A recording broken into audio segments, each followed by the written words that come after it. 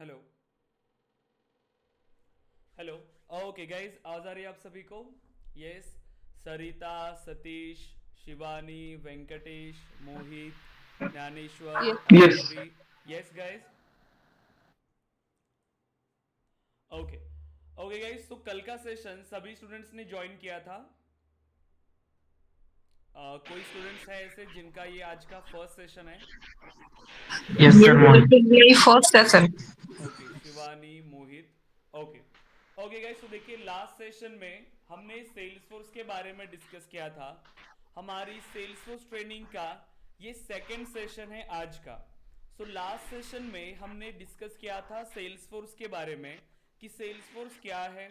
As a company हमने Salesforce के बारे में डिस्कस किया। Then Salesforce as a product हमने इनके बारे में भी डिस्कस किया। ठीक है। So Salesforce as a product क्या है?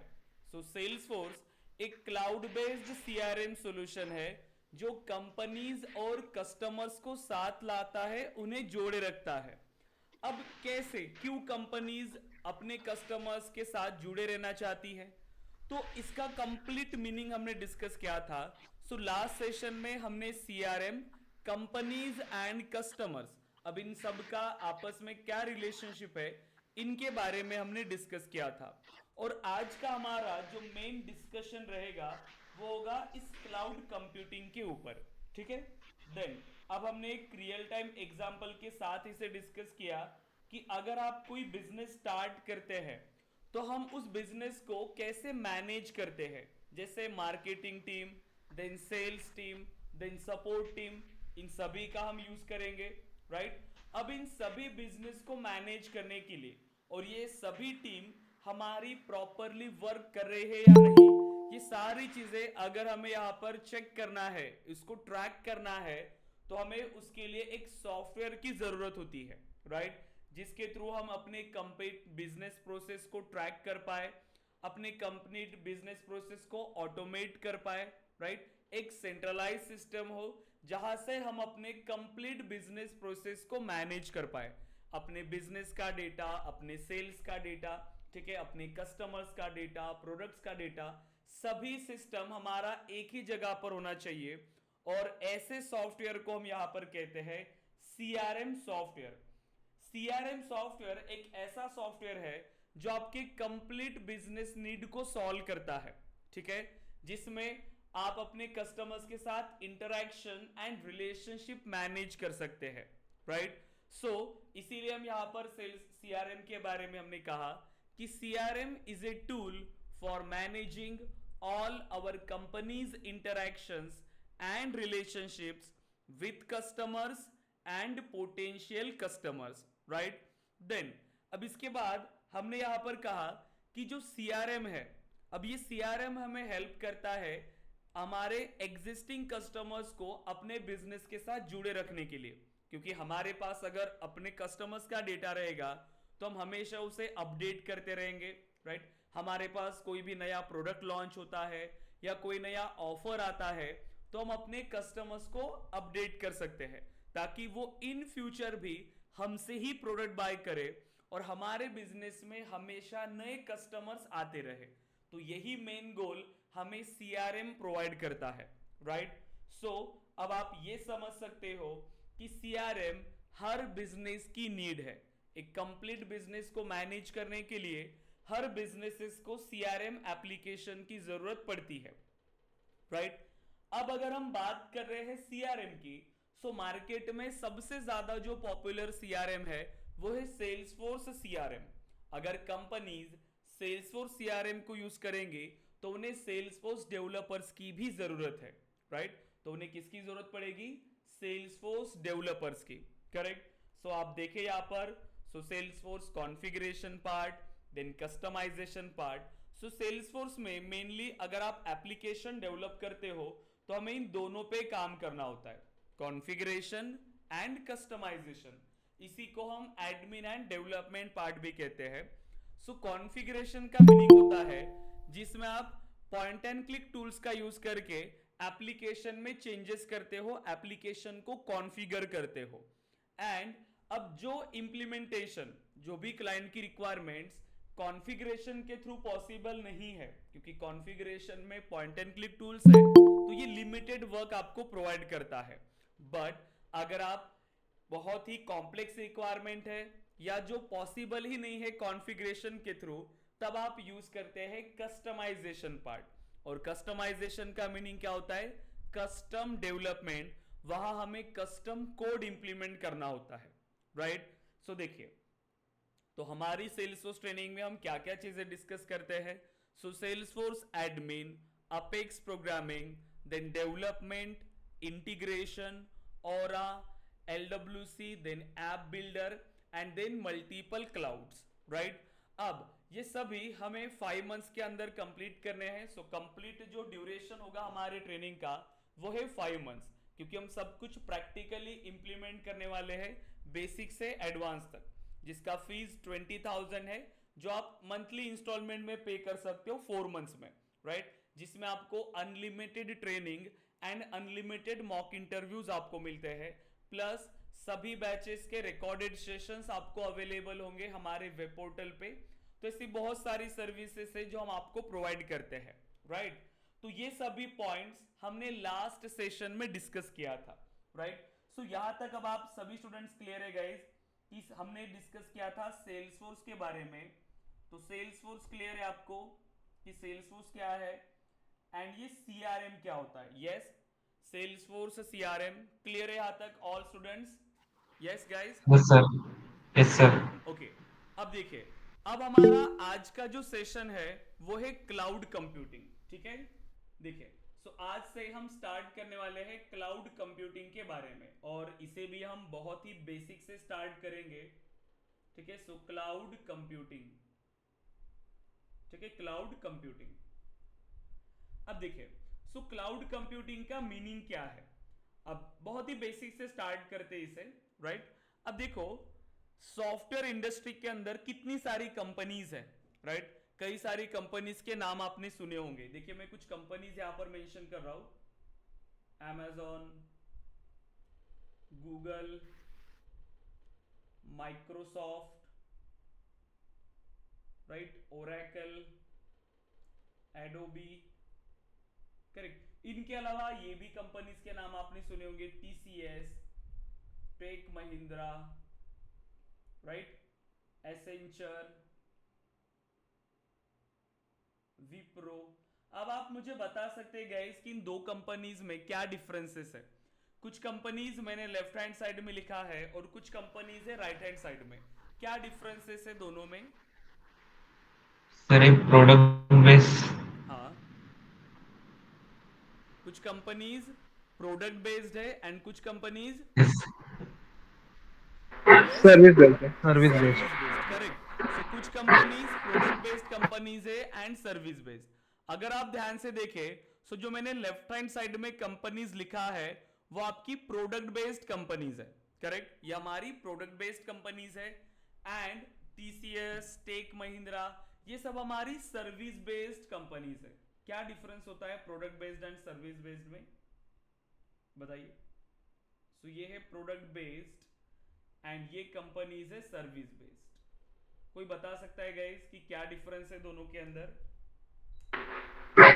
एक्चुअली प्रोडक्ट बेस्ड कंपनी में उनका खुद का मतलब प्रोडक्ट होता है जिसके आधार पे वो उसकी मार्केटिंग वगैरह सारी करते हैं।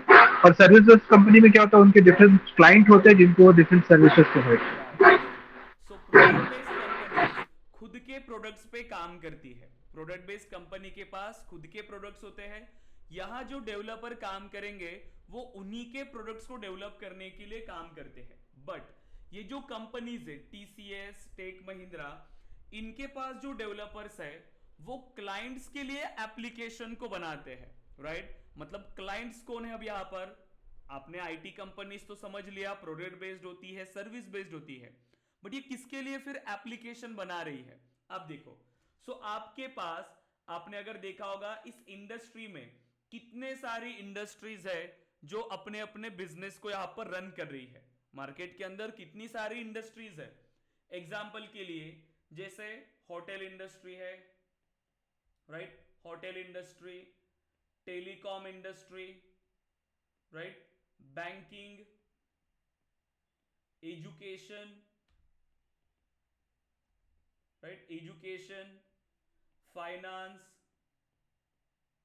करेक्ट।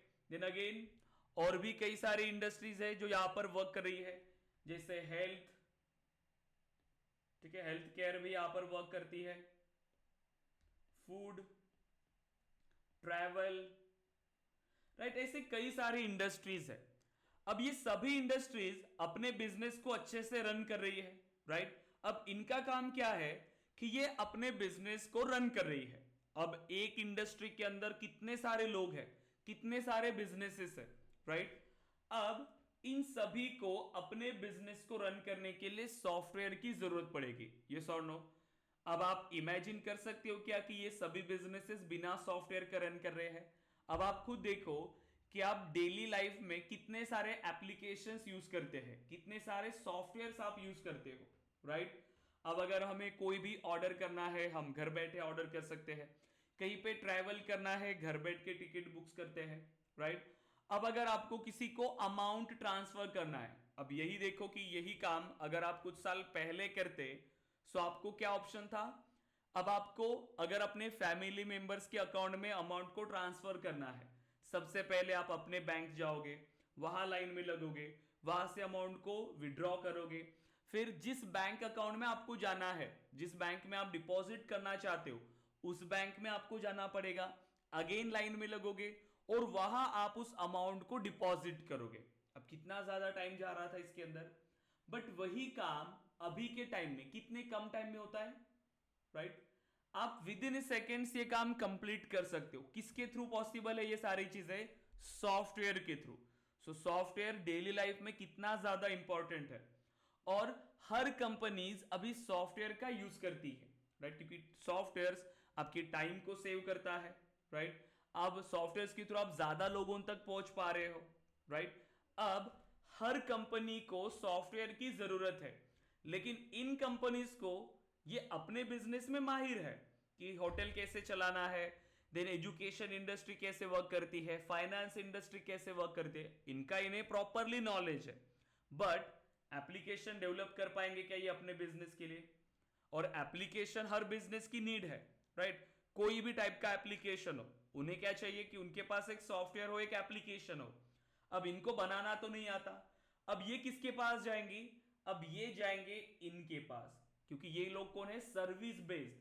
और ये सर्विस बेस्ड कंपनीज इनके लिए ही एप्लीकेशन बनाते हैं, और इसीलिए इन्हें हम कहेंगे क्लाइंट्स। ये होते हैं clients in service based companies के, जो मल्टीपल इंडस्ट्री में अपने बिजनेस को रन करते हैं, राइट। अब आप देखो, अब अगर इन्हें एक एप्लीकेशन बनाना है तो ये क्या करेंगे? सर्विस बेस्ड कंपनीज के पास जाएंगे। सपोज करिए कि कोई भी एक कंपनी है, ठीक है, कोई एक क्लाइंट है जिन्होंने एक नया एक बिजनेस स्टार्ट किया है, ठीक है, एक बिजनेस इन्होंने स्टार्ट किया, कोई भी टाइप का बिजनेस हो सकता है ये। सो एक XYZ कंपनी है, इनको अपने बिजनेस को मैनेज करने के लिए सॉफ्टवेयर चाहिए। अब ये गए TCS के पास, और TCS को अपनी कंप्लीट रिक्वायरमेंट बताया कि हमें इस तरीके का सॉफ्टवेयर चाहिए, ये हमारी बिजनेस रिक्वायरमेंट है, राइट। अब TCS क्या करेगी? TCS ने उनकी सभी रिक्वायरमेंट को समझा, फिर उन रिक्वायरमेंट को समझ के TCS उनको बताएगी कि इस एप्लीकेशन को डेवलप करने के लिए हमारे पास 1 साल लगेगा, प्लस इसे डेवलप करने के लिए इतना ज्यादा अमाउंट आपको लगेगा। ये सारी चीजें इन्होंने बता दिया, करेक्ट।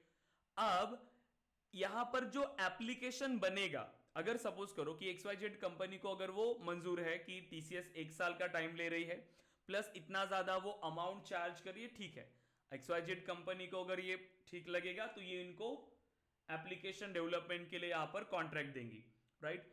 लेकिन अब एप्लीकेशन डेवलप करने के लिए आपके पास प्लेटफॉर्म्स का होना बहुत जरूरी होता है। अब प्लेटफॉर्म्स किसके लिए चाहिए? TCS को चाहिए, क्योंकि एप्लीकेशन अगर डेवलप हो रहा है तो हो सकता है कि वो जावा में डेवलप करे या फिर ये .NET में डेवलप करे, ठीक है, कोई भी इंटरप्राइज एप्लीकेशन अगर ये डेवलप करना चाहते हैं। सो TCS को एप्लीकेशन डेवलप करने के लिए TCS चार्ज करेंगी एप्लीकेशन डेवलप करने के लिए, बट उस एप्लीकेशन को डेवलप करने के लिए जो प्लेटफॉर्म चाहिए, जो प्रोग्रामिंग लैंग्वेज आपको चाहिए, अब वो किसके पास है? अब ये बनाया है प्रोडक्ट बेस्ड कंपनीज ने। अब ये प्रोडक्ट बेस्ड कंपनीज विजनरी लोग हैं। ये क्या करते हैं, ये कोई ऐसा प्रोडक्ट्स बनाते हैं जिनके थ्रू वो आगे जाके मार्केट में रेवेन्यू जनरेट कर पाए, राइट। सो रियल टाइम की प्रॉब्लम को देखते हुए ये कुछ ऐसा प्रोडक्ट्स बनाती है जिसके थ्रू ये रेवेन्यू को जनरेट करती है, उसी के थ्रू ये कमाती है, राइट। अब अगर आप देखो तो जैसे आपका प्रोडक्ट है जावा, ओरेकल का प्रोडक्ट है, डॉट नेट माइक्रोसॉफ्ट का प्रोडक्ट है। अब इन्होंने अपनी पूरी टीम लगा के इन प्रोडक्ट्स को डेवलप किया। हमेशा आगे इनकी टीम इन प्रोडक्ट्स को और इंप्रूव करने के लिए काम कर रही होंगी। तो क्या वो ये सभी प्रोडक्ट सभी के लिए फ्रीली अवेलेबल रखेंगे कि कोई कंपनी उन प्रोडक्ट्स का यूज करके किसी और के लिए एप्लीकेशन बना रही है प्लस उससे रिवेन्यू जनरेट कर रही है, और या माइक्रोसॉफ्ट और ओरेकल इनको फ्रीली अवेलेबल रखेंगी क्या? बताइए, क्योंकि इन्होंने इतना मेहनत किया है, राइट। सो ये प्रोडक्ट बेस्ड कंपनीज ऐसी ही रिक्वायरमेंट देखती है कि ऐसा कोई प्रोडक्ट बनाया जाए जिसके थ्रू ये रिवेन्यू जनरेट करे।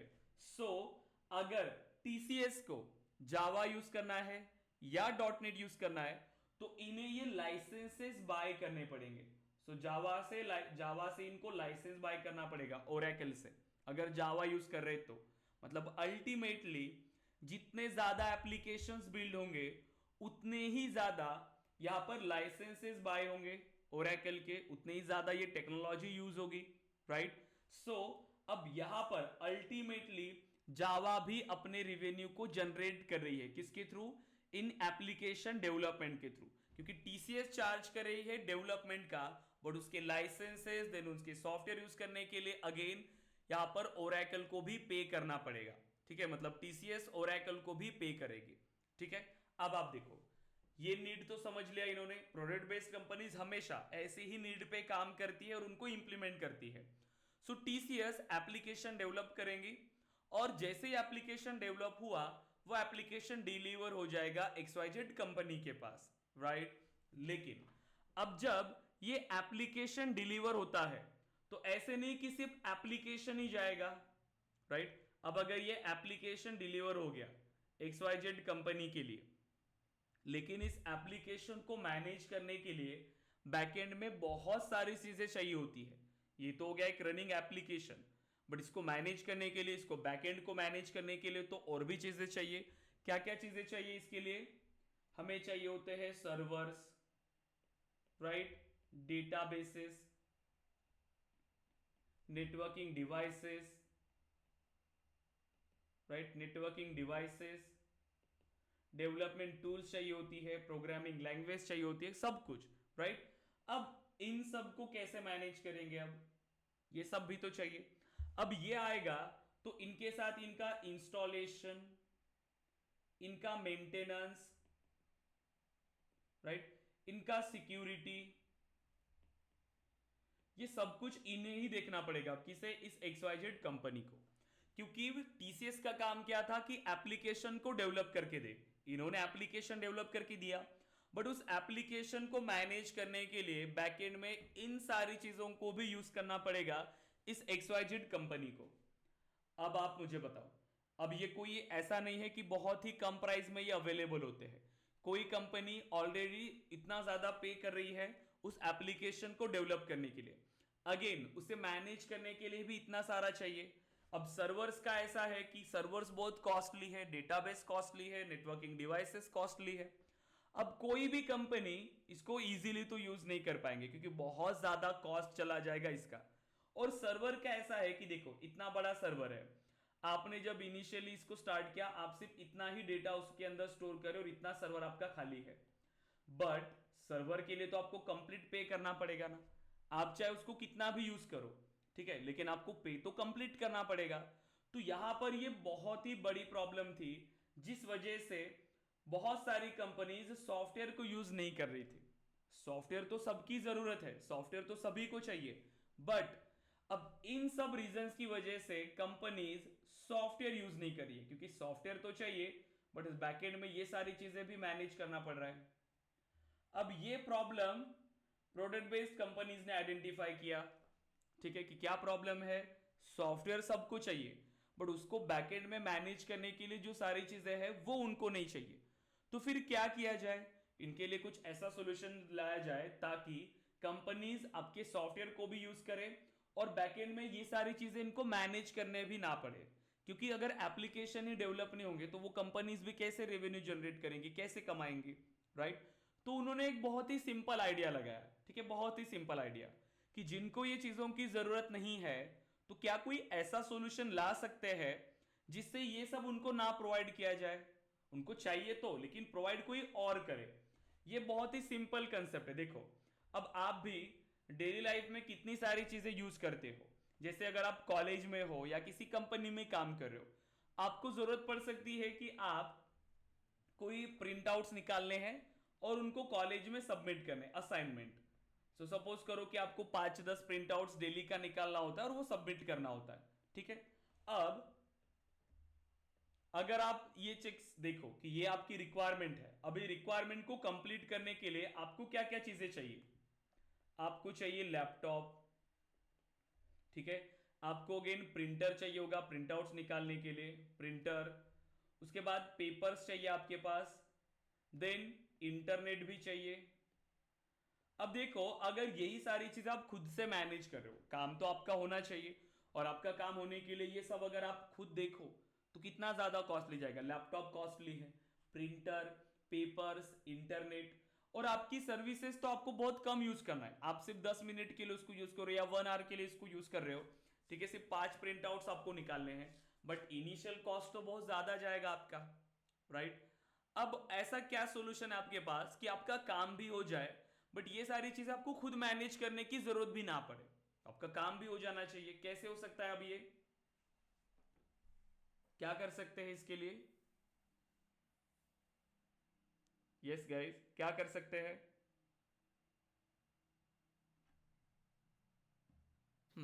Internet cafe. करेक्ट। आप क्या जा सकते हो? इंटरनेट कैफे, जो ये आपको चीजें प्रोवाइड कर सकता है। देखो, आपकी रिक्वायरमेंट है कि आपको प्रिंट आउट्स निकालने हैं, राइट। अब प्रिंट आउट्स निकालने के लिए अगर आप ये खुद मैनेज नहीं करना चाहते हो तो कोई और भी तो आपको ये सर्विस प्रोवाइड करता है, जो इंटरनेट कैफे। अब इंटरनेट कैफे जाओ, अब आपको जो चाहिए वो सब कुछ यहां पर है। लैपटॉप भी आपको मिलेगा, प्रिंटर भी आपको मिलेगा, पेपर्स भी है और इंटरनेट भी है। मतलब जो जो आपको चाहिए था वो सब है, लेकिन कोई और आपको प्रोवाइड कर रहा है, ठीक है। आपके लिए कोई और इसको प्रोवाइड कर रहा है, राइट। और एज अ यूजर आप इन सर्विसेज को यूज करोगे, लैपटॉप को यूज करोगे, प्रिंटर को यूज करोगे, पेपर्स एंड इंटरनेट, सब कुछ आपका काम हो जाएगा, राइट। लेकिन अब अगर कोई प्रॉब्लम आती है, लैपटॉप में कोई प्रॉब्लम है या प्रिंटर में कुछ भी, तो ये सब आपको देखने की जरूरत है क्या? नहीं। आप क्या हो, आप बस गए, आपने उसको यूज किया। जितना आपने उसकी सर्विसेज को यूज किया, एग्जांपल के लिए 1 आवर आपने इंटरनेट यूज किया, आपने 10 प्रिंट आउट्स निकाली, तो आप उसी हिसाब से उसको चार्ज करोगे, तो आपने 100 रुपीज उसको दे दिया, राइट। अब यहां पर आप जो भी इंप्लीमेंट कर रहे हो, जो भी आप उसको यूज कर रहे हो, ये आप सिर्फ उसकी सर्विसेज को यूज कर रहे हो। ये जो सर्विसेज है, आपने सिर्फ उनकी सर्विसेज को यूज किया, ठीक है। जितना आपने यूज किया आपने सिर्फ उतना ही उनको पे किया, बट जो एक्चुअल कॉस्ट है सर्विसेज का वो आपने पे किया क्या? नहीं। सिर्फ आप जितना उनकी सर्विसेज यूज करोगे उतना ही आपको उन्हें पे करना है। रियल टाइम में यही सारी चीजें होती है। वही सेम कंसेप्ट लाया आपकी प्रोडक्ट बेस्ड कंपनीज में, क्योंकि प्रोडक्ट बेस्ड कंपनीज विजनरी लोग हैं। ये आपकी रियल टाइम की प्रॉब्लम को आइडेंटिफाई करके उसके लिए सॉल्यूशन बनाते हैं और वही से रेवेन्यू को जनरेट करते हैं। अब प्रॉब्लम यही था कि सेम कंसेप्ट अगर हम यूज करें, कंपनीज को सॉफ्टवेयर चाहिए, राइट। लेकिन यहां पर क्या है कि सर्वर्स की वजह से, डेटाबेस की वजह से वो यूज नहीं कर रहे। सो क्यों ना हम सर्वर उनको प्रोवाइड करें। अगर हम उनको सर्वर प्रोवाइड कर रहे हैं और जितना वो यूज करेंगे उन सर्वर्स को, उनको उतना ही पे करना पड़ेगा। कंप्लीट सर्वर का कॉस्ट उनको पे करने की जरूरत नहीं है, राइट। अब वैसे ही यहां पर भी मल्टीपल यूजर्स आएंगे आपकी तरह, राइट। वैसे ही अगर हमारे पास सर्वर्स होंगे तो वो सर्विसेज हम मल्टीपल यूजर्स को भी दे सकते हैं, करेक्ट। तो यहां पर सेम कंसेप्ट लाया गया, जहां पर इस मॉडल को हम कहते हैं पे पर यूज मॉडल, पे पर यूज मॉडल, या फिर आईटी सर्विसेज ऑन डिमांड, ठीक है, ऑन डिमांड आईटी सर्विसेज, मतलब जितना आपको जरूरत है आप उतना यूज करोगे, लेकिन जब आपको रिक्वायरमेंट होगी तब आप उनको यूज कर रहे हो। ठीक है, आपको फिजिकल लोकेशन पर ये सभी सर्विसेज को मैनेज करने की जरूरत नहीं है, ये सारी चीजें आपको कोई और प्रोवाइड कर रहा है, और आप एज ए यूजर सिर्फ उन सर्विसेज को एक्सेस कर रहे हो, राइट। तो ये एक इंपॉर्टेंट फीचर होता है आपके क्लाउड कंप्यूटिंग का, और इसी कंसेप्ट को हम कहते हैं क्लाउड कंप्यूटिंग, राइट। क्या कहते हैं हम उसे? Cloud computing. देखो बहुत सिंपल है, अब आप इसको बहुत इजी लैंग्वेज में इसे एक्सप्लेन कर सकते हो। देखिए कि क्या होता है cloud computing. So cloud computing is a technology is a technology in which whatever IT services whatever IT services you need everything is provided by cloud providers, everything is provided by cloud providers, ठीक है, cloud providers. And as a user you just need an internet connection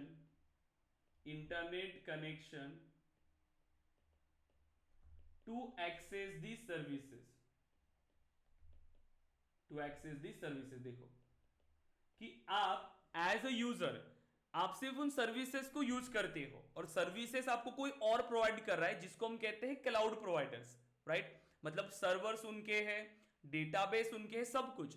as a user आप सिर्फ internet connection के through उस services को access करते हो, right. मतलब आप अपने फिजिकल लोकेशन पर कोई भी सर्वर, कोई भी डिवाइसेस को मैनेज नहीं कर रहे हो। आपके पास लैपटॉप रहेगा या मोबाइल, यहां से सिर्फ आप इस इंटरनेट की हेल्प से उन सर्विसेज को एक्सेस करोगे, लेकिन डेटा सब कुछ कहां पर है? जो भी है इनके सर्वर पे, ये इनके सर्वर है और इनके सर्वर पे आपका डेटा रहेगा, और आप सिर्फ उस डेटा को या आपके डेटा को एक्सेस कर रहे हो, राइट। किसके थ्रू? इंटरनेट के थ्रू। मतलब आपके फिजिकल लोकेशन पर कोई भी डेटा नहीं है, आप वो डेटा कहीं और से एक्सेस कर रहे हो, इसीलिए हम उसको कहते हैं क्लाउड। ओवर द इंटरनेट आप उस सर्विसेज को एक्सेस करते हो, इसीलिए हम उनको कहते हैं क्लाउड सर्विसेज। क्लियर है गाइस यहां तक? अब आप क्लाउड कंप्यूटिंग क्लियर है आपको? Yes, Abdulla, Aditya, Anushree, Gyaneshwar, yes, Faizan, Mohit, Sachin, Sarita, Satish, Venkatesh, yes guys, yes okay. सभी स्टूडेंट्स क्लियर है यहां तक? Yes okay, sir. सो देखिए, तो ये होता है कंसेप्ट आपके क्लाउड कंप्यूटिंग का। अभी यही कंसेप्ट यूज हो रहा है, मल्टीपल कंपनीज सॉफ्टवेयर बना रही है, बट उनके फिजिकल लोकेशन पर कोई भी उनको सर्वर्स या डेटाबेसेस मैनेज करने की जरूरत नहीं है। सब कुछ कौन प्रोवाइड कर रहा है? क्लाउड प्रोवाइडर्स आपको प्रोवाइड कर रहे हैं, और एज ए यूजर हम सिर्फ उन सर्विसेज को एक्सेस करें। हमें क्या चाहिए? एक रनिंग सॉफ्टवेयर, और उस सॉफ्टवेयर में डेटा, तो जो भी ये डेटा स्टोर होगा ये उनके सर्वर पे जाके स्टोर हो रहा है।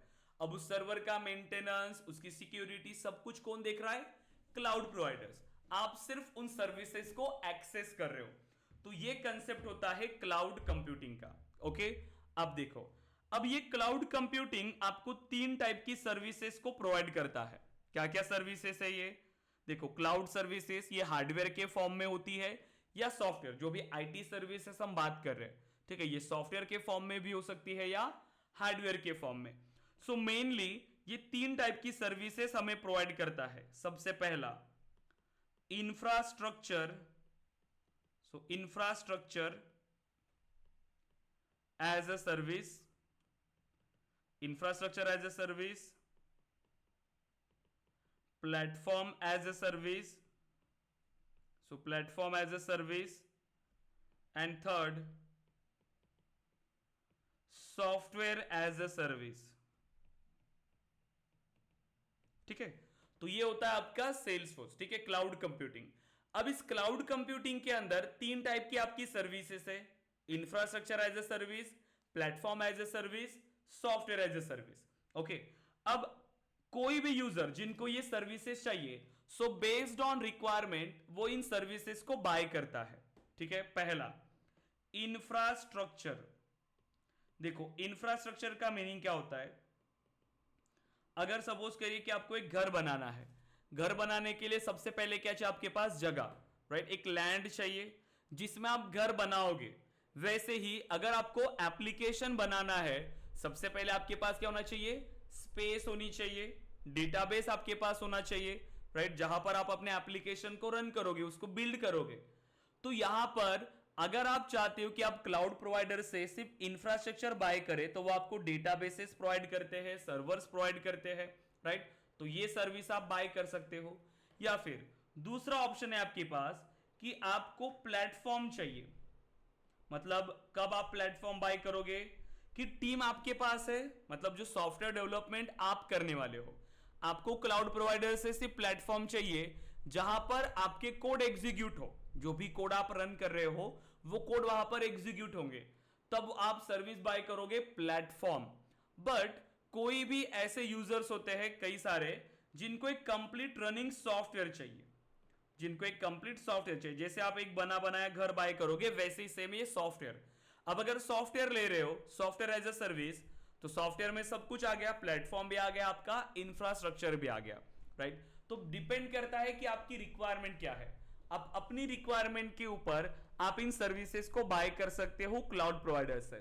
सो क्लाउड प्रोवाइडर्स ने आपके लिए 3 ऑप्शंस रखे हैं, इंफ्रास्ट्रक्चर, प्लेटफॉर्म एंड सॉफ्टवेयर। तो कंप्लीटली रनिंग सॉफ्टवेयर्स होते हैं जो सिर्फ क्लाउड पे रन होते हैं, मतलब आप सिर्फ उसको वेब से एक्सेस कर रहे हो, ठीक है, और उसका जो डेटा होगा वो डेटा कहीं और जाके स्टोर हो रहा है, लेकिन आप ओवर द इंटरनेट कभी भी कहीं पर भी उस डेटा को एक्सेस कर सकते हो। क्लियर हो रहा है गाइस क्लाउड कंप्यूटिंग यहां तक? यस ऑल स्टूडेंट्स, कोई एग्जांपल बता सकते हो ऐसा क्लाउड कंप्यूटिंग का जो आप सर्विसेज का यूज कर रहे होंगे? कुछ है आपके ध्यान में? कुछ सर्विसेज यूज कर रहे हैं क्लाउड कंप्यूटिंग की? AWS बोल सकते हैं क्या sir? Amazon web services. Okay, और I am not sure but Gmail, Gmail, right, और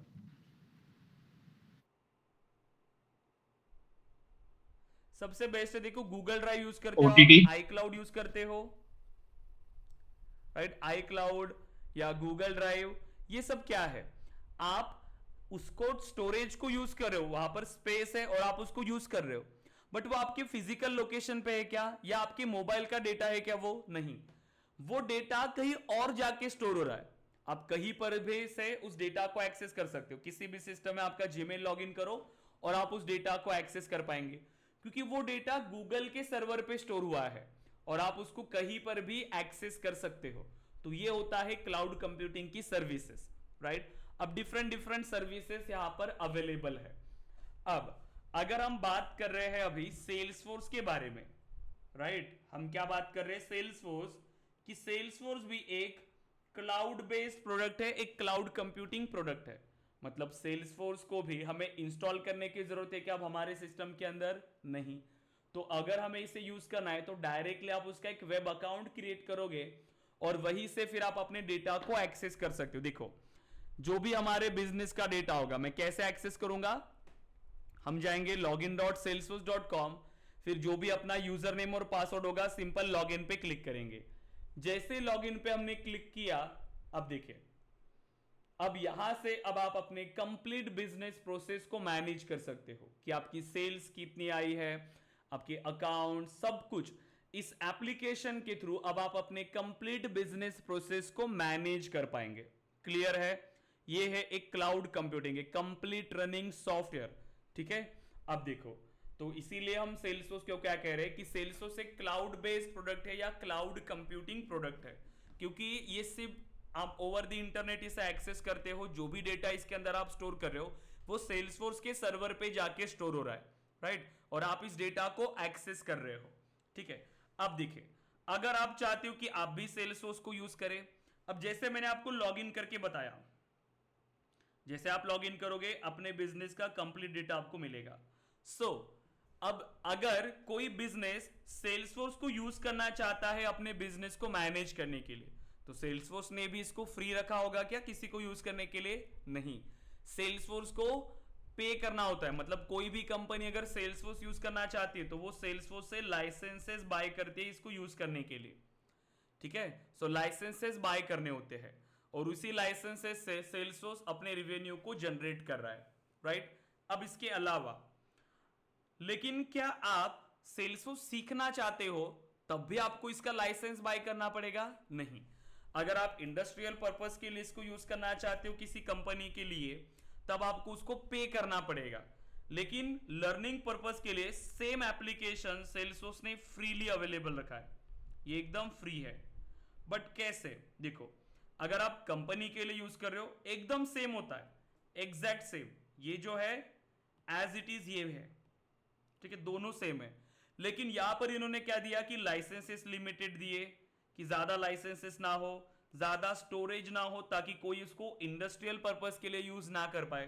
तो स्टोरेज बहुत कम दिया जाता है ताकि आप सिर्फ टूल्स को इंप्लीमेंट कर पाओ, उसको प्रैक्टिस कर पाओ, कोड यहां पर आप कर पाओ, क्योंकि आप तो डेटा तो नहीं स्टोर करेंगे ना, ज्यादा डेटा कहां होगा? बिजनेस रिक्वायरमेंट के अंदर।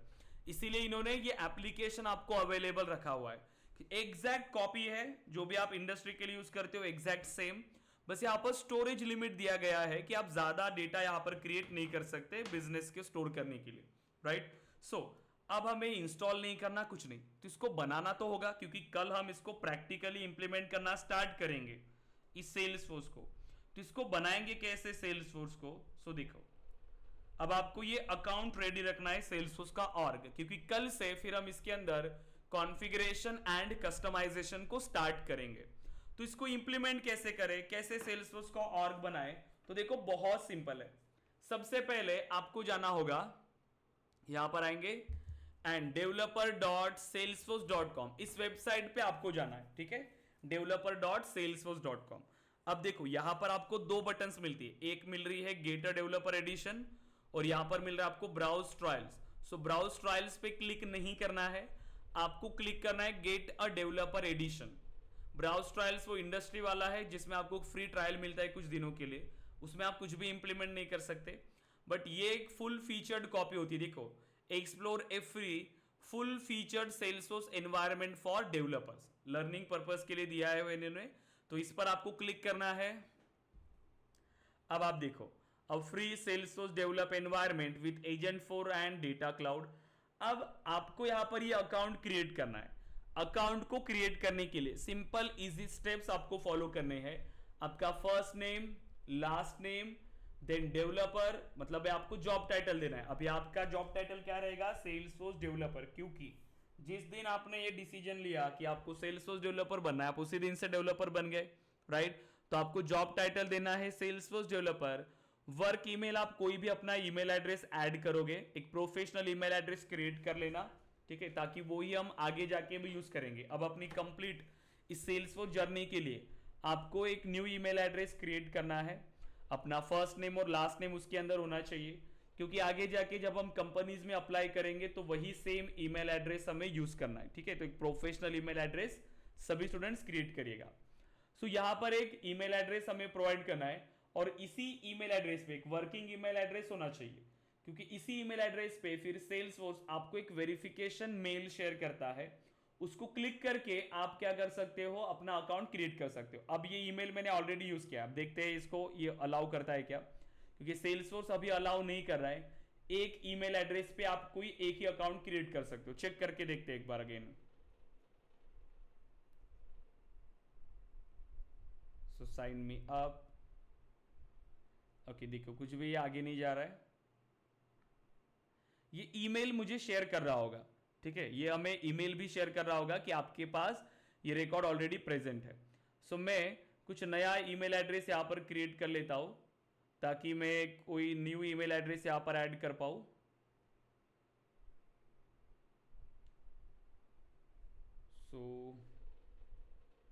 इसमें भी हमने शायद बनाए होंगे। इसे चेक करते हैं, केस ऑफ एजुकेशन 6, इसको ऐड करके देखते हैं क्या यहाँ पर रिकॉर्ड क्रिएट होगा अपना। ऐसे क्योंकि मुझे मल्टीपल बनाने पड़ रहे हैं अभी, क्योंकि हर एक बैच के लिए नया जीमेल एड्रेस, क्योंकि एक ईमेल के अंदर एक ही आप यूज़ कर पा रहे हो। शायद इसके अंदर भी हमने बनाया है क्या, चेक कर लेते हैं इसको भी। सो जीमेल,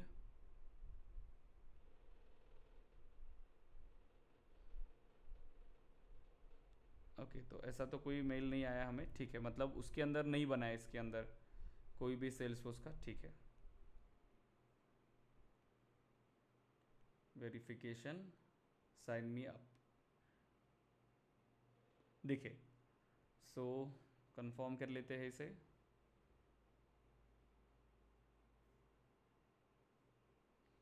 ठीक है, अब जस्ट अ मोमेंट के लिए वेट आया। अब देखिए, almost there, check your email, तो जो भी ईमेल एड्रेस मैंने मेंशन किया उस ईमेल एड्रेस में अब आपको एक ईमेल रिसीव होगा सेल्सफोर्स की तरफ से, जहां पर अब आपको अपने अकाउंट को वेरीफाई करना है।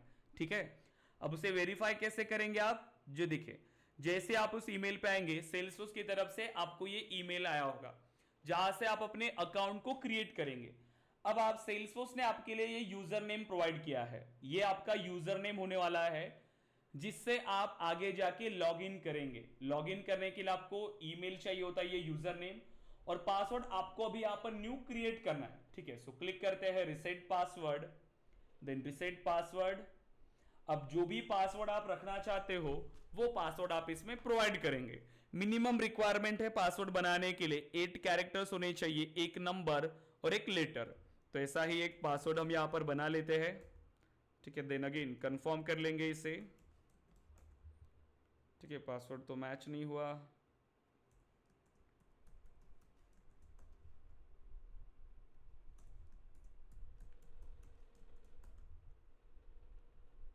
ठीक है। देन एक सिक्योरिटी क्वेश्चन, इन केस अगर आप पासवर्ड भूल जाते हैं तो आप इसे रिकवर कर सकते हैं पासवर्ड को। So change password. अब सेल्सफोर्स की तरफ से मुझे यूजर नेम मिला, उस यूजर नेम के लिए मैंने पासवर्ड जनरेट किया और सीधा हम अपने ऑर्ग में लॉग इन हो गए। देखो आ गए हम अपने ऑर्ग के अंदर। तो ये पहला पेज है, जब भी आप लॉग इन करते हो सेल्सफोर्स के अंदर तो ये फर्स्ट पेज आपको यहां पर आपके सामने शो हो जाएगा। यहीं पर हम आगे की सभी इंप्लीमेंटेशन करने वाले हैं कि कैसे रिक्वायरमेंट आएगी क्लाइंट की, किस तरीके से हम उसको इंप्लीमेंट करेंगे, सब कुछ इसके अंदर अवेलेबल है। ठीक है, कोड करने के लिए डेवलपर कंसोल, कॉन्फ़िगरेशन के लिए यहाँ पर ऑटोमेशन टूल्स, सब कुछ। तो आज का आपका मेन टास्क है कि आपको ये अकाउंट क्रिएट करना है। ठीक है, आप क्या करोगे, ये अकाउंट आप क्रिएट करके आओगे। ठीक है, अब इसको क्रिएट करने के बाद और आपको क्या क्या चीजें इसके अंदर इंप्लीमेंट करना है, जैसे आप इसको बनाओगे। अब नेक्स्ट चीज जो आप इसके अंदर इंप्लीमेंट करने वाले हो, सो बस एज इट इज इसको रखे, कुछ भी आप चेंज मत करिए। अब देखो, जैसे ही आपने इसको इंप्लीमेंट किया, अब आपको ये क्वेश्चन आपके माइंड में आया होगा, क्योंकि ये तो मुझे एप्लीकेशन की तरह ही दिख रहा है, मतलब मैं यहां पर क्लिक कर पा रहा हूं, अकाउंट्स का डेटा, लीड्स का डेटा, जो हमने कैंपेन्स बताए थे वो कैंपेन्स यहां पर है। तो हमें क्या करना है एज अ डेवलपर, क्योंकि यहां पर तो बहुत सारी चीजें दिख रही है। सो देखो, अभी ये जो बनाया है ये स्क्रैच ऑर्ग है, इसके अंदर कोई भी इंप्लीमेंटेशन नहीं है, इसको हम कहते हैं स्क्रैच ऑर्ग, इसके अंदर कुछ भी नहीं है। अब जो भी क्लाइंट की रिक्वायरमेंट होगी उस हिसाब से अब हमें इस ऑर्ग के अंदर कॉन्फ़िगरेशन एंड कस्टमाइजेशन करना है कि क्या क्या डेटा उसको स्टोर करना है, क्या क्या ऑब्जेक्ट्स लगेंगे, उसमें क्या ऑटोमेशन होगा, किस तरीके से आपकी सेल्स प्रोसेस वर्क होनी चाहिए, किस तरीके से सर्विस, कैसे ईमेल जाने चाहिए कस्टमर को, किस तरीके से आपका बिजनेस का फ्लो होना चाहिए, वो सब कुछ अब हम इसके अंदर इंप्लीमेंट करते हैं। ठीक है, तो ये मेन काम होता है हमारा एज अ डेवलपर कि इस कंप्लीट ऑर्ग को क्लाइंट की रिक्वायरमेंट के हिसाब से कॉन्फ़िगर एंड कस्टमाइज करके देना। ठीक है, ये हमारी रिस्पॉन्सिबिलिटी है अब, और ये बहुत सिंपल है, सेल्सफोर्स बहुत सिंपल है, क्योंकि यहां पर इसने क्या किया सेल्सफोर्स ने। अब आप देखो, हमने इतना तो समझा कि एक एप्लीकेशन हर बिजनेस की नीड है। अब अगर कोई बिजनेस एप्लीकेशन को बनाएगा, अगर वो स्क्रैच से बनाता है, किसी अदर टेक्नोलॉजी पे जाता है स्क्रैच से, तो अगर वो स्क्रैच से बनाता है एकदम जीरो से, तो इसको कितना ज्यादा टाइम जाएगा, प्लस अमाउंट भी ज्यादा जाएगा। बट वही अगर वो सेल्सफोर्स यूज करता है, सेल्सफोर्स में सेल्सफोर्स ने क्या किया, कि जो कॉमन रिक्वायरमेंट है बिजनेस को मैनेज करने के लिए, सेल्स, मार्केटिंग, सपोर्ट, जो कुछ था वो ऑलरेडी इसके अंदर इंप्लीमेंट कर दिया, उसको बना के रख दिया कि ऑटोमेशन टूल्स बना दिए, वैलिडेशंस बता दिया कि अगर इस तरीके से आपको चाहिए तो आप इनको यूज करो, इनको और अच्छे से कॉन्फ़िगर करो, मतलब बहुत ही इजीली। जैसे अगर आप यहाँ पर ये चाहते हो कि आपने ये रिक्वायरमेंट तो देखा होगा कि ये हमारा ऑर्ग रहना चाहिए, मतलब हमारा सिस्टम, जो बेसिक रिक्वायरमेंट मैंने आपको बताया। वेबसाइट से अगर कोई इंक्वायरी आती है तो वो इस ऑब्जेक्ट के अंदर, मतलब आपके डेटा के अंदर स्टोर हो जाए, आपके ऑर्ग के अंदर। वही अगर आप जीरो से इंप्लीमेंट करते कि दो एप्लीकेशन है, एक एप्लीकेशन से कोई डेटा सेंड कर रहा है, वो डेटा किसी और एप्लीकेशन में जाके स्टोर हो रहा है, इसको इंप्लीमेंट करने के लिए भी कितना टाइम लगता, बट वो काम सेल्सफोर्स के अंदर 2 मिनट का काम है। बस एक फॉर्म जनरेट करो, अपनी वेबसाइट पर ऐड कर दो, और वैसे जैसे ही वहां से कोई रिस्पॉन्स आएगा वो आपके ऑब्जेक्ट में आके स्टोर हो जाएगा। अगेन आपको ये डेटा अपने सेल्स एग्जीक्यूटिव को असाइन करना है, ये लीड, उस लीड को ऑटोमेटेड ईमेल शेयर करना है, सब कुछ जो कॉमन रिक्वायरमेंट है ऑलरेडी है, बस आपको किस तरीके से उसे एग्जीक्यूट करना है वो आपको बताना है, राइट। तो इतना इजी यहाँ पर इंप्लीमेंट किया गया है। बस हमारा बस यही काम है कि जो ऑलरेडी है, जो पॉसिबल था, जैसे सेल्सफोर्स को समझ में आ गया कि कॉमन रिक्वायरमेंट क्या है बिजनेस की, वो ऑलरेडी इंप्लीमेंट कर दिया, आपको सिर्फ उसको कॉन्फ़िगर करना है, ठीक है, उनकी नीड के हिसाब से। बट जो नहीं दिया गया वो आपको डेवलप करना पड़ता है कस्टम कोड करके, राइट। तो ये सारी चीजें सेल्सफोर्स ने आपको प्रोवाइड किया है। क्लियर है यहां तक? तो अच्छे से हमें इसको इंप्लीमेंट करना पड़ता है प्रॉपरली, ठीक है। अब देखो, जो इंप्लीमेंट है, ठीक है, जो है उसको आप इंप्लीमेंट करोगे, जो नहीं है उसके लिए ही आपको कोड करना है। मतलब इसमें जो एप्लीकेशन डेवलप होगा वो बहुत जल्दी आप इसको इंप्लीमेंट कर पाओगे, और इसीलिए सभी कंपनी सेल्सफोर्स की तरफ जा रही है, ठीक है, एक सीआरएम एप्लीकेशन को यूज करने के लिए। और ये हर इंडस्ट्री के लिए यूज होता है, चाहे कोई भी इंडस्ट्री हो, सभी इंडस्ट्री के लिए सेल्सफोर्स एप्लीकेशन यूज होता है, ठीक है। तो इसीलिए इतना ज्यादा पॉपुलर है सेल्सफोर्स सीआरएम, राइट। तो आपको बस मेहनत करना है अच्छे से, जो भी हम डिस्कस करने वाले हैं कॉन्फ़िगरेशन एंड कस्टमाइजेशन, उसको हमें अच्छे से इंप्लीमेंट करना है। क्लियर है गाइज? यहां तक बताइए आप लोग। अभी तक जितना भी हमने डिस्कस किया, हमने आज मेनली सिर्फ क्लाउड कंप्यूटिंग के बारे में ही डिस्कस किया है। सो बताइए यहां तक क्लियर है ऑल स्टूडेंट्स?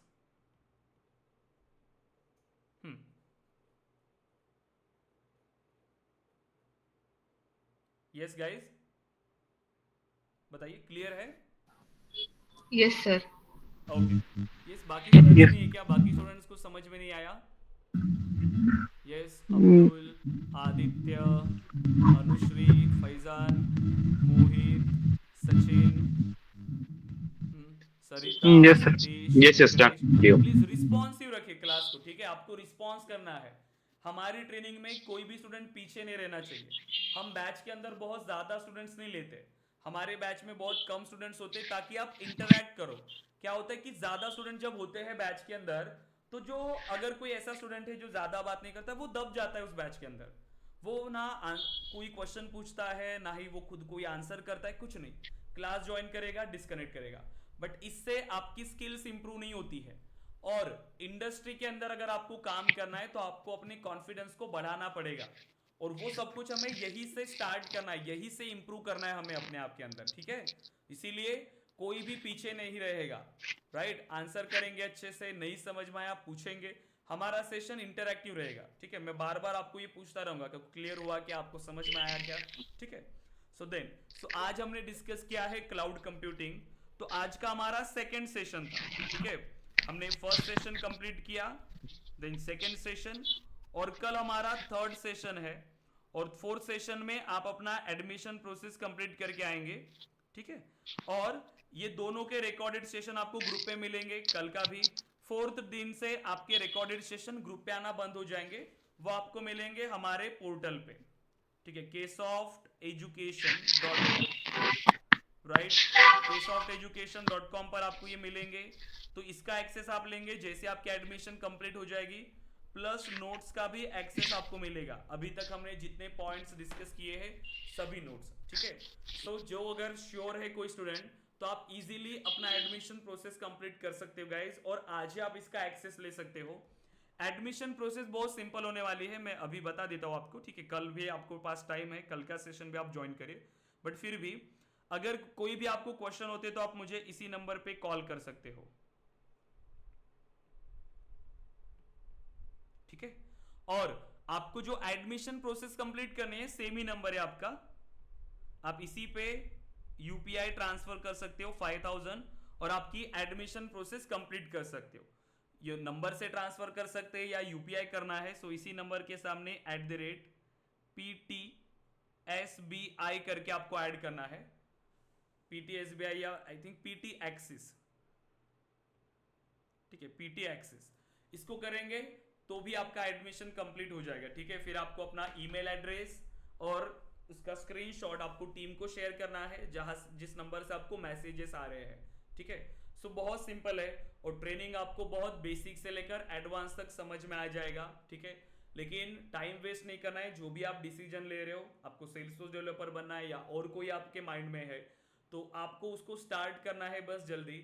ऐसा ना हो कि बस आप सोच रहे हो और टाइम आगे निकलता हुआ जा रहा है, ठीक है। सो कोई भी डिसीजन लेके अपनी स्किल्स को इंप्रूव करना स्टार्ट करिए, क्योंकि मार्केट के अंदर जितनी अपॉर्चुनिटीज है उससे कई ज्यादा लोग बैठे हुए हैं, ठीक है, जो आपकी एक अपॉर्चुनिटी को छीनने के लिए बैठे हैं। सो आपको सबसे बेहतर बनना है, ठीक है। और हमारा काम है कि हम आपको इस ट्रेनिंग के अंदर और ज्यादा बेहतर बनाएंगे, ताकि आप सिर्फ यहाँ से सिर्फ सर्टिफिकेट लेके ना निकलो, आपको सारी चीजें अच्छे से समझ में आएंगी, प्लस आप इंडस्ट्री में काम करने के लिए रेडी हो जाएंगे, ठीक है। अदरवाइज बहुत सारे ऐसे स्टूडेंट हैं जो बस सर्टिफिकेट लेके बैठे हैं, अप्लाई कर रहे हैं, रिजेक्ट हो रहे हैं। बस हमें उसकी तरह नहीं बनना है, राइट। तो आपको बस अपनी स्किल्स को अच्छे से इंप्रूव करना है गाइस। क्लियर है यहाँ तक all students? Yes. Abdul, then Aditya, Anushree, yes Gyaneshwar, Faizan, yes yes, Mohit, Sachin, Sarita, Satish, Venkatesh, yes guys. कोई ऐसा स्टूडेंट है जो ग्रुप के अंदर नहीं है? अगर कोई स्टूडेंट से ग्रुप के अंदर नहीं है तो प्लीज अपना मोबाइल नंबर ड्रॉप करिए आपके चैट बॉक्स पे आपके नाम के साथ, मैं आपको ग्रुप में ऐड कराता हूं, ठीक है, ताकि कोई भी आगे का कम्युनिकेशन होगा वो हम आपसे कर पाएंगे, ठीक है। सो आप जो भी ग्रुप में नहीं है प्लीज अपना मोबाइल नंबर ग्रुप पे शेयर कर दीजिए, मतलब यहीं पर चैट बॉक्स के अंदर मैं आपको ग्रुप में ऐड करवा दूंगा गाइज, राइट। सभी स्टूडेंट्स है ग्रुप में? जो भी नहीं है प्लीज शेयर कर दीजिए। यस, मोहित, सचिन, वेंकटेश, फैजन, अनुश्री, आदित्य, अब्दुल, ठीक है, आप ग्रुप पे शेयर कर लीजिए, मतलब चैट बॉक्स पे, सो ताकि हम आपसे कम्युनिकेशन कर पाएंगे, ठीक है। कोई भी आगे का जो भी कम्युनिकेशन होगा, जो भी हमारी नई बैचेस होंगी, क्योंकि ये अनलिमिटेड ट्रेनिंग है आपके लिए, आप ये बैच को ज्वाइन करते हो तो आपको बाकी सभी बैचेस का एक्सेस मिलता है। जो हमारी अभी रनिंग बैचेस है उनको भी आप ज्वाइन कर सकते हो, इन फ्यूचर जो हमारी बैच स्टार्ट होंगी आप उन्हें भी ज्वाइन कर सकते हो। क्लियर है गाइज यहां तक? Yes all students? Yes sir. Yes, okay then. कोई क्वेश्चन है गाइज आपके ट्रेनिंग रिलेटेड या कोई भी बताइए, कोई क्वेश्चन है?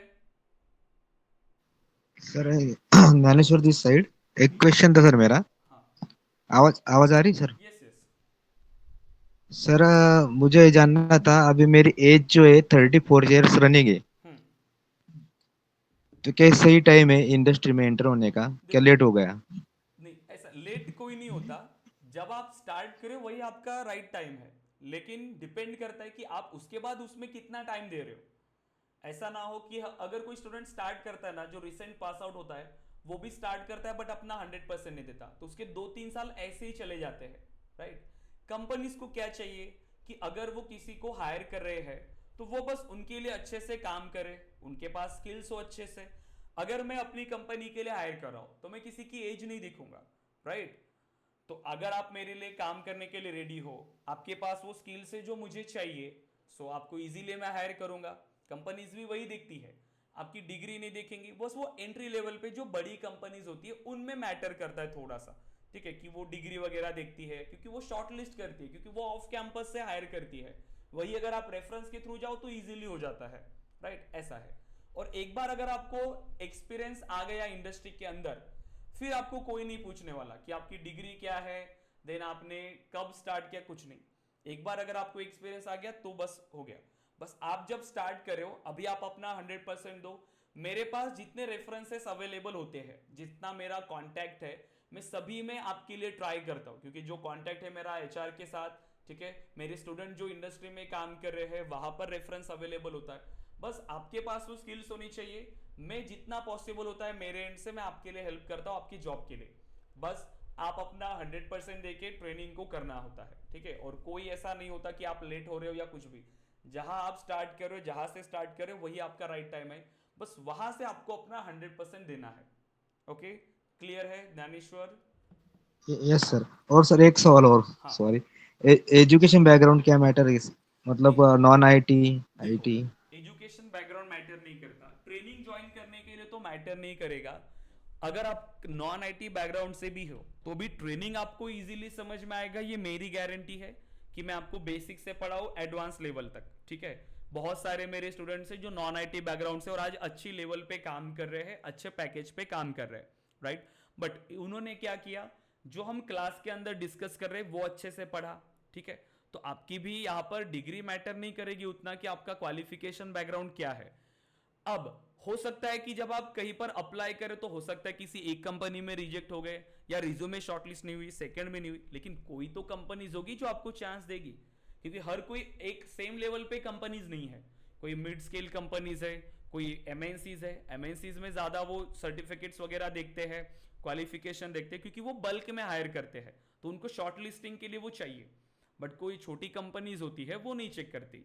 आपको बस एक्सपीरियंस, जो फर्स्ट जॉब है उसी में थोड़ा सा प्रॉब्लम आता है कि कहीं पर भी अगर आपने वो फर्स्ट जॉब लिया, आपने 2 साल निकाल लिए उस कंपनी के अंदर, फिर आपकी कोई भी डिग्री कोई भी चेक नहीं कर रहा है, सिर्फ आपका एक्सपीरियंस एंड आपकी स्किल्स। अगर वो है तो आपको नेक्स्ट पैकेज फिर जितना आप एक्सपेक्ट करना चाहते हो उतना आपको मिलेगा। फिर कोई यहाँ पर आपकी डिग्री एंड कोई आपके परसेंटेज कितने थे वो कोई चेक नहीं करता, ठीक है। तो ये चीजें है आईटी का, यही मेन एडवांटेज है। क्लियर है guys? Yes okay sir. Dnyaneshwar? Yes sir, yes. Yes. और अदर स्टूडेंट्स गाइज, सभी स्टूडेंट्स क्लियर है? अब्दुल, आदित्य, अनुश्री? यस, अनुश्री आप क्लियर ये है? Yes yes sir. Sir. Yes. Okay, कोई सर क्वेश्चन मेरा है एक डाउट अनुश्री था आपका? सर। हाँ, यस। हाँ सर, सर कोर्स कंप्लीशन के बाद एक्सपीरियंस सर्टिफिकेट मिलेगा क्या? देखो, मैं उसके लिए आपको नंबर शेयर करूंगा, जो भी स्टूडेंट्स लेके गए हैं जहां से, मेरे कॉन्टैक्ट्स के, मैं उनका नंबर शेयर करूंगा। आप डायरेक्टली उनसे कांटेक्ट करोगे तो आपको एक्सपीरियंस सर्टिफिकेट अगर आपको बनवाना है तो आप वहां से ले सकते हो। लेकिन हमारी तरफ से आपको 6 मंथ्स का इंटर्नशिप सर्टिफिकेट मिलता है, ठीक है। तो वो एक प्लस पॉइंट हो गया आपके लिए। प्लस अगर वो भी चाहिए तो उनके लिए भी मैं आपको कांटेक्ट शेयर करता हूँ, आप वहां से ले सकते हो, वो भी कम प्राइस में अवेलेबल होते हैं, ठीक है। जैसे बाकी जगह से अगर आप जाओगे तो आपको 20-30,000 तक चार्ज करते वो, क्योंकि उनका भी कमीशन होता है ट्रेनिंग इंस्टीट्यूट्स का। बट हमारा ऐसा नहीं है, आपको वो 10 से 15 हज़ार में मिल जाएगा, ठीक है। तो ऐसा है, तो यस हम आपको प्रोवाइड करेंगे अनुश्री, ठीक है। बस तो वैसे आपके पास सर्टिफिकेशन लेने के बाद, सर, हम्म, हेलो, हाँ, आपने अभी बोला कि वो सर्टिफिकेशन मतलब पैसे दे के मिलेंगे, तो फिर वैसे सर्टिफिकेशन लेने के बाद मतलब कंपनी में एंट्री, मतलब कितने साल का एक्सपीरियंस के लिए वो सर्टिफिकेशन मिलता है? 2 साल तक ही लेना है, उससे ज्यादा लेना भी नहीं है, क्योंकि जितना एक्सपीरियंस आप शो करोगे उतना ज्यादा कंपनीज भी आपसे एक्सपेक्ट करती है। और जब तक आपके पास स्किल्स ही नहीं है, अगर आपके पास स्किल्स नहीं है तो जाना ही नहीं है, ठीक है, एक्सपीरियंस लेटर लेके। क्योंकि ऐसा नहीं है कि बस आप जॉब ले रहे हो और आप हो गए, क्योंकि गवर्नमेंट जॉब तो नहीं है ना ये, राइट। सो कंपनीज आपके साथ अगर आप कोई ऐसा करते हो तो कंपनीज फायर कर देगी, क्यों? कंपनीज कोई ऐसा एक्शन नहीं लेती, लेकिन वो फायर कर देगी आपको, ठीक है, सीधा सीधा। क्योंकि अगर आप उसके लायक नहीं हो, अगर आप फ्रेशर भी हो और फिर भी अगर आप काम नहीं करो, फिर भी कंपनी आपको फायर करती है।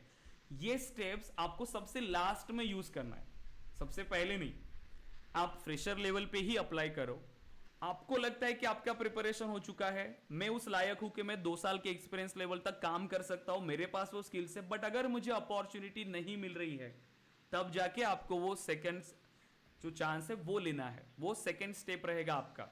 अगर आपको फ्रेशर लेवल पे अपॉर्चुनिटी नहीं मिलती है तो मैं सभी को ये सजेस्ट नहीं करता हूँ क्लास के अंदर भी। जो मुझे लगता है कि नहीं ठीक है इन्होंने अच्छे से किया है, ये अभी इंटरव्यूज दे रहे हैं, क्योंकि मैं इंटरव्यूज लेता हूँ लास्ट में मॉक इंटरव्यूज, मुझे पता चल जाता है कि किसना कहा कितना प्रिपरेशन हुआ है, कौन किस तरीके से कोड लिख पाता है, तो मैं उन्हीं को सजेस्ट करता हूँ। ठीक है, और वो भी कब, जब वो अप्लाई कर रहे हैं लेकिन नहीं मिल रहा है अगर अपॉर्चुनिटी, तो फिर वो जा सकते हो। ठीक है, तो पैकेज का तो कोई इशू नहीं होता अगर आप एक्सपीरियंस लेवल पे जा रहे हो। आपको 7 लाख से वो 10 12 15 लाख तक मिलता है एक्सपीरियंस लेवल पे। बट जब कंपनी आपको उतना पैकेज देती है तो वो काम भी आपसे उतना ही एक्सपेक्ट करती है। लेकिन अगर आप उस लायक नहीं हो कि आप वो काम नहीं कर रहे हो तो कंपनी आपको नहीं रखेगी कंपनीज के अंदर, फिर वो फायर कर देगी। फिर अगेन दूसरी कंपनी में अप्लाई करोगे, अगेन और 2 क्वेश्चंस ऐड हो जाएंगे कि प्रीवियस कंपनी इतने कम टाइम में क्यों छोड़ा या क्यों, तो ऐसे क्वेश्चंस आते हैं आपको। इसीलिए फुल्ली प्रिपेयर्ड होने के बाद ही आपको वो स्टेप लेना है। ठीक है, सो पहला है कि आपको ट्रेनिंग पे ही ध्यान देना है और ट्राई करिए कि फ्रेशर लेवल पे ही आप जाओ। मैं उसके लिए ट्राई करूंगा आपको, मेरे कॉन्टेक्ट्स में जितने पॉसिबिलिटीज है उतना। मेरा एक स्टूडेंट है फ्रेशर लेवल पे गया एक कंपनी में, 8 मंथ्स में उसने कंपनी स्विच किया 8 लाख के पैकेज पे 8 मंथ्स के अंदर। ठीक है, तो ये डिपेंड करता है कि आपके अंदर वो कॉन्फिडेंस आना चाहिए कि ठीक है मैं अब काम कर पा रहा हूं। और वैसे भी कंपनीज में जाने के बाद आप फ्रेशर कितने टाइम तक रहते हो, 4 महीना 5 महीना 6 महीना, उससे ज्यादा फिर आप फ्रेशर नहीं हो। उसके बाद जो 2 साल के लेवल का एक्सपीरियंस है वो भी सेम प्रोजेक्ट पे काम कर रहा है, आप भी सेम प्रोजेक्ट पे काम कर रहे हो, वो भी वही काम कर रहा है, आप भी वही। तो ये चीजें हैं, तो जितना हो सकता है फिर स्किल्स को यहीं पे इंप्रूव करो आप, राइट। तो ये है, तो फिर आप सेकंड ऑप्शन पे जा सकते हो। तो पहला है कि आप ट्रेनिंग पर अच्छे से फोकस करिए, जितना अच्छे से हो सकता है प्रैक्टिस करिए और उसे इंप्लीमेंट करिए। फिर देखो अगर आपके पास स्किल्स है तो ना आप जॉब लेके रहोगे ना कुछ, आपके पास स्किल्स है तो आपको जॉब मिलेगा, आपको ग्रोथ मिलेगी, क्योंकि जितना आप अपने लिए काम करोगे उतना ही आपको रिटर्न मिलने वाला है, ये आप ध्यान रखोगे। ठीक है, बट ऐसा नहीं कि स्टार्टिंग में आप शॉर्टकट यूज करना स्टार्ट करो, क्योंकि होता है ऐसे, मुझे कॉल्स आते हैं ना स्टूडेंट्स के, तो वो कहते हैं कि सर ये टाइमिंग बहुत ज़्यादा हो रहा है, 5 मंथ्स पॉसिबल नहीं है, 2 मंथ्स में 3 मंथ्स में नहीं होगा क्या। बट आप खुद सोचो, इतनी बड़ी स्किल्स आप सीख रहे हो तो ऐसे कम टाइम में तो पॉसिबल नहीं होगा, राइट। कि आप सेल्सफोर्स डेवलपर बन जाओ, आपको एडमिन भी आ रहा है, डेवलपमेंट भी आ रहा है, इंटीग्रेशन भी आ रहा है, LWC भी आपको आ रहा है, कम टाइम में तो सीखना पॉसिबल नहीं होगा, राइट। इसीलिए ये टाइम देना जरूरी है, कुछ स्टेप्स है इनिशियली जो आपको लेना जरूरी होते हैं। क्लियर है गाइज? यस। तो ट्रेनिंग पर अच्छे से ध्यान दीजिए, बाकी सभी के लिए मैं बैठा हूँ आपको गाइड करने के लिए। ठीक है Sir, one question, sir. हाँ, yes. Sir, as a fresher, how much can I expect if I search for jobs? 3 to 4 LPA जो एवरेज मार्केट में मिलता है।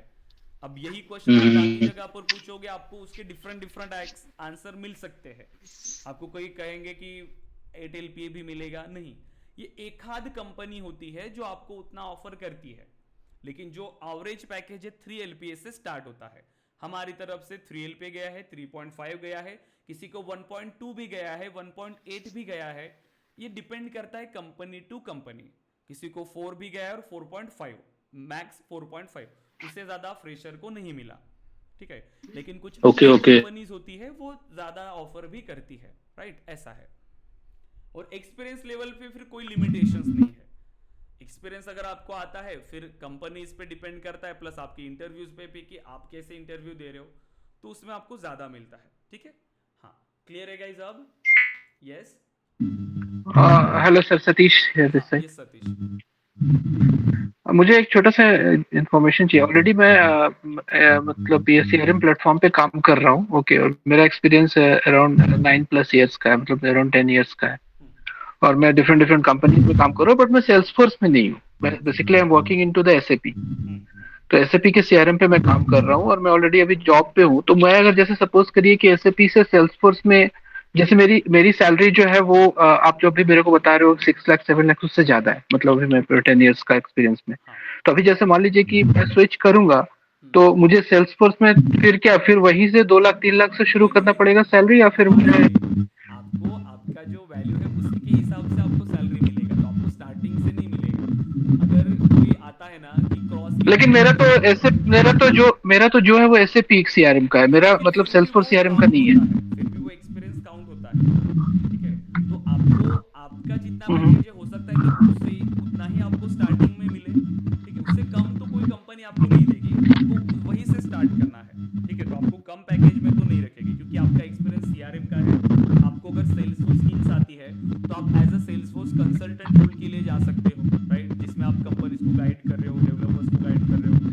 कंसल्टेशन आप प्रोवाइड कर सकते हो। तो ये बहुत सारे जॉब रोल्स हैं सेल्सफोर्स के अंदर ही, तो आप उनके लिए जा सकते हो और उनका सैलरी पैकेज अच्छा ही होता है अगर आप प्लस उतना सीआरएम का एक्सपीरियंस प्लस आपको सेल्सफोर्स का नॉलेज है, क्योंकि मार्केट में तो अभी ऐसे डेवलपर्स की ज़्यादा ज़रूरत है ना जिनको सीआरएम का काफ़ी नॉलेज है, क्योंकि maximum company CRM Salesforce CRM पे जा रही है, इसीलिए तो आपके रिज्यूमेज में ये और ऐड ऑन हो जाएगा। जब भी आप आगे स्विच करोगे तो आपको पैकेज इंक्रीज होके ही मिलेगा। ठीक है सतीश? ओके ओके, नहीं मुझे वही लग रहा था कि मैं फिर से तो 2-3 लाख से शुरू करूंगा कैसे। अगर कोई ऐसा भी होता है ना कि कोई वेब डेवलपमेंट पे काम कर रहा है या कोई जावा पे काम कर रहा है, वो भी जब स्टार्ट करते हैं सेल्सफोर्स और स्विच करते हैं तो भी उनको पैकेज ज़्यादा ही मिलता है। ठीक है, ऐसा नहीं कि एकदम बहुत ही कम दिया स्टार्टिंग पैकेज, नहीं, वो एक्सपीरियंस काउंट होता है। उसको हम कहते हैं क्रॉस स्किल्ड डेवलपर, राइट, जिसको ऑलरेडी किसी और टेक्नोलॉजी पे एक्सपीरियंस था और बाद में उन्होंने स्विच किया, बट उनको एक्चुअली प्रोजेक्ट पे काम करने का नॉलेज है, आईटी इंडस्ट्री का नॉलेज है, वो एक्सपीरियंस काउंट होगा। ठीक है, लेकिन जो कोर एक्सपीरियंस होता है अगर किसी को 2 साल का सेल्सफोर्स का, तो वो यहाँ पर क्या जाता है कि उसके लिए ज़्यादा यहाँ पर फिर आ जाता है कि पैकेज। ठीक है, कि कोर एक्सपीरियंस अगर आपके पास है तो फिर ज़्यादा पैकेज मिलता है, मतलब उसके लिए कोई लिमिट्स नहीं है फिर, ऐसा है। लेकिन जो आपका नॉर्मल किसी और टेक्नोलॉजी का एक्सपीरियंस है वो भी काउंट होता है। सो क्लियर है गाइस यहाँ तक? Okay thank you. Yes all Thank you. Students, so कल अपना अगेन ओके, लास्ट मेरा सेशन रहेगा। एक छोटा सा डाउट था हाँ सचिन। सर, कि जैसा सतीश का जो कंडीशन है, हम्म, आई मीन लाइक मेरा भी वैसा ही है, हम्म, बट मेरे को ये पूछना है कि जैसे हम लोग अगर इंटरव्यू के लिए जाते हैं या इंटरनली भी अगर हम लोग स्विच करने के लिए जाते हैं तो एक्सपेक्टेशन क्या होगा? मतलब कैसे? आपका सैलरी क्या बोल रहे हो आप? ओके, नहीं not salary, in terms of work, कि मैं इंटरनली अगर मैं दूसरे प्रोजेक्ट में शिफ्ट हो रहा हूँ जहाँ पे सेल्सफोर्स यूज हो रहा है, हम्म, तो आफ्टर ट्रेनिंग मैं अगर वहाँ पे स्विच होने का ट्राई कर रहा हूँ, हम्म, तो मेरा वहाँ पे प्रोजेक्ट में क्या एक्सपेक्टेशन रहेगा? बिकॉज मेरा ऑलरेडी एक्सपीरियंस है 8-9 साल का, हाँ और मैं दूसरी टेक्नोलॉजी पे काम कर रहा हूँ। I wanted to move into Salesforce, so वहाँ पे क्या एक्सपेक्टेशन रहता है देखो आप एज अ प्रोजेक्ट में सेल्सफोर्स या डेवलपर ही उस पे प्रोजेक्ट काम मैनेजर का? करोगे। अब आप देखो जब आप इंडस्ट्री में काम करेंगे ना, एक्चुअली ऐसा होता है कि जब आप प्रोजेक्ट पे काम कर रहे हो तो ऐसा नहीं कि सब लोगों को अलग अलग काम मिल रहा है, तो जब स्प्रिंट प्लानिंग होती है तो सबको जो वर्क डिस्ट्रीब्यूट किया जाता है, तो ऐसा कुछ आपको डिफरेंस नहीं मिलेगा उसके अंदर। ठीक है, बहुत अगर कॉम्प्लेक्स रिक्वायरमेंट आती है और कोई स्पेशलाइज डेवलपर है उसके लिए, तो ही वो टास्क उसको असाइन होता है, बाकी तो वो इक्वली डिस्ट्रीब्यूट करते हैं। चाहे कोई अभी 1 साल का है और किसी को 2 साल का एक्सपीरियंस है, किसी को 3 साल का, फिर भी वो इक्वली ही डिस्ट्रीब्यूट हो जाता है उसके अंदर, तो काम तो आपको सेम ही लेवल का मिलेगा जो बाकी लोग करने वाले हैं उसके अंदर। ठीक है, सो ओके, तो मतलब हम लोग जैसे अभी अगर जाते भी है वहाँ हाँ, पे, और इफ वी से दैट हमने ट्रेनिंग की हुई है hmm, outside organisation, we have done the training, हाँ, तो फिर उस हिसाब से वो लोग काम भी देंगे, करेक्ट? यस यस, तो अगर वो उतना कॉम्प्लेक्स या तो मैं इतना कॉम्प्लिकेटेड भी नहीं बोल रहा हूँ, हम्म, अगर कुछ नॉर्मल भी काम देते हैं तो I hope we'll be able to perform. Yes yes, आप इजीली कर पाओगे अगर यहाँ पर हम जितना इम्प्लीमेंट करें, क्योंकि सब कुछ हम प्रैक्टिकली इम्प्लीमेंट करेंगे, तो जितना हम इसके अंदर डिस्कस करें अगर वो आपने अच्छे से किया तो आप इजीली वहां पर वर्क कर पाओगे। करेक्ट, नहीं क्यों, तो क्योंकि ऐसा सिचुएशन नहीं होना चाहिए कि नहीं नहीं नहीं, वी, ऐसा तो नहीं होगा। यानी हम लोग वहां पे मूव हो रहे हैं, we are trying to move, अगर हो जाने के बाद भी फिर पता चल रहा है कि नहीं उनकी एक्सपेक्टेशन हम मीट नहीं कर पा रहे। नहीं नहीं, ऐसा तो नहीं होगा, और इजीली हो जाता है गाइज, अब इतने सारे टूल्स है और अगर आपको इतना नॉलेज हो गया, जब हम अपनी ट्रेनिंग में जो पार्ट डिस्कस कर रहे हैं उतना अगर आपको नॉलेज है तो आप इजीली काम कर पाओगे, ये मेरी गारंटी है। ठीक है, तो इसके बारे में आप निश्चिंत रहिए। ओके, ओके गाइज, ठीक है, सो ऑल स्टूडेंट्स कल का, थैंक यू सो मच। हाँ यस, कल का हमारा लास्ट डेमो सेशन है गाइज, सो कल ज्वाइन करेंगे सभी स्टूडेंट्स। ठीक है, सो इम्प्लीमेंट करिए जितना भी पार्ट हमने डिस्कस किया है, प्रैक्टिस करिए अच्छे से, और कल मिलते हैं गाइज अगेन 6:30 को। क्लियर है? अब्दुल, ज्ञानेश्वर, फैजान, सरिता, वेंकटेश, यस गाइज? यस। या ओके देन, ओके गाइज, तो अभी आप डिस्कनेक्ट कर सकते हैं, कल मिलते हैं अगेन 6:30 को। Okay guys, then thank you.